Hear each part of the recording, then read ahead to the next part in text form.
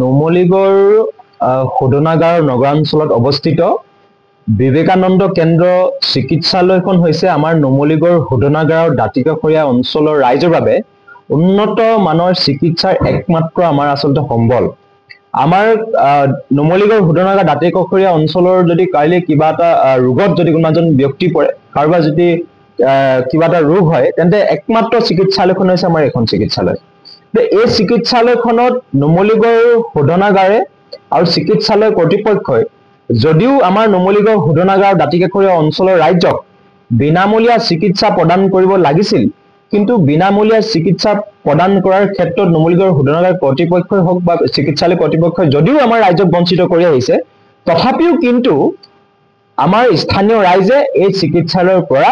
ৰেহাই মূল্যত চিকিৎসা সেৱা লাভ কৰি আহিছিল। কিন্তু যোৱা 14 তাৰিখৰ পৰা চিকিৎসালয় কৰ্তৃপক্ষই এখন জাননী জাৰি কৰি যিদৰে প্ৰত্যেকটো শিতানতে অত্যাধিক মাচুল বৃদ্ধি কৰি আমাৰ জনসাধাৰণৰ ওপৰত যি মাধবাৰ সোধাইছে,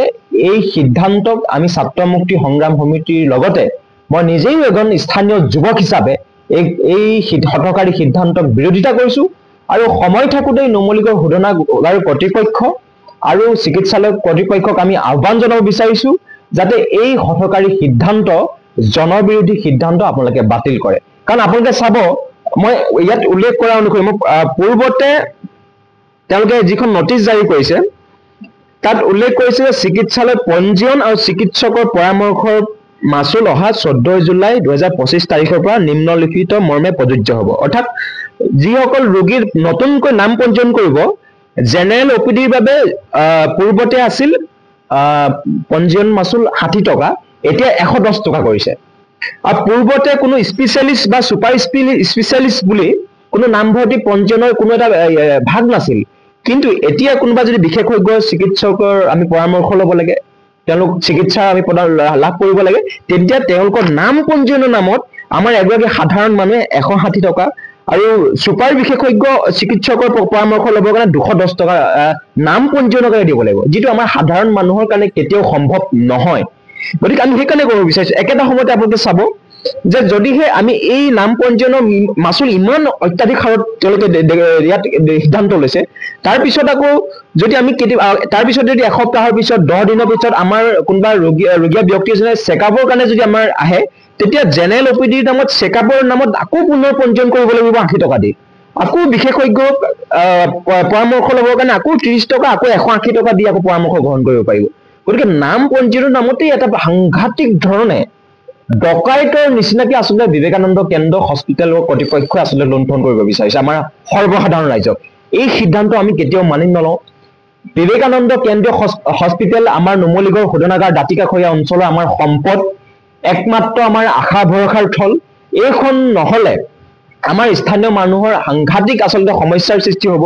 গতিকে আমি আশা কৰিছো, যিহেতু নুমলীগড় শোধনাগাৰৰ সামাজিক উন্নয়ন আঁচনি এটা বৃহৎ অংশ পুঁজি এই চিকিৎসালয়খনত ব্যয় কৰা হয়, গতিকে আমি আশা কৰিছো যে নুমলীগড় শোধনাগাৰ কৰ্তৃপক্ষই আৰু চিকিৎসালয় কৰ্তৃপক্ষৰ আলোচনাৰ মৰ্মে শীঘ্ৰেই যাতে এই হঠকাৰী সিদ্ধান্ত বাতিল কৰি দাঁতিকাষৰীয়া প্ৰত্যেকজন জনসাধাৰণে যাতে এই হস্পিটেলত, কাৰণ আপোনালোকে চাব নুমলীগড় শোধনাগাৰে সমস্যা কৰা প্ৰত্যেকটো সমস্যা আমাৰ দাঁতিকাষৰীয়া অঞ্চলৰ ৰাইজে মূৰ পাতি লৈছে। আজিৰ দিনত ধূলিৰ প্ৰকোপত থাকিব নোৱাৰে, প্ৰদূষণৰ প্ৰকোপত থাকিব নোৱাৰে, ধূলি প্ৰদূষণ সকলোখিনি দাঁতিকাষৰীয়া অঞ্চলৰ ৰাইজে মূৰ পাতি লোৱাৰ পিছতো যদি আপুনি আমাৰ ৰাইজে এই চিকিৎসালয়ত বিনামূলীয়া চিকিৎসা লাভ নকৰে, সেইটো এটা অতি পৰিতাপৰ বিষয়, দুখৰ বিষয়। গতিকে সেইকাৰণে আশা কৰিছো যাতে অনাগত দিনত আমাৰ নুমলীগড় শোধনাগাৰৰ 15 কিলোমিটাৰ ব্যাসাৰ্ধ এলেকাৰ প্ৰত্যেকজন ব্যক্তিয়ে যাতে আমাৰ বিবেকানন্দ কেন্দ্ৰ চিকিৎসালয়ত যাতে আমাৰ বিনামূলীয়া চিকিৎসা লাভ কৰে, তাৰ কাৰণে আমি চিকিৎসালয় কৰ্তৃপক্ষ নুমলীগড় শোধনাগাৰ কৰ্তৃপক্ষক আহ্বান জনাইছো। তাৰ লগে লগে শেহতীয়া 14 জুলাই তাৰিখে লোৱা তেওঁলোকৰ সিদ্ধান্ত, এই হঠকাৰী সিদ্ধান্ত বাতিল কৰিবৰ কাৰণে আমি নুমলীগড় শোধনাগাৰৰ এগৰাকী সচেতন যুৱক হিচাপে আৰু লগতে আমি ছাত্ৰ মুক্তি সংগ্ৰাম সমিতিৰ তৰফৰ পৰাও দাবী উত্থাপন কৰিছো।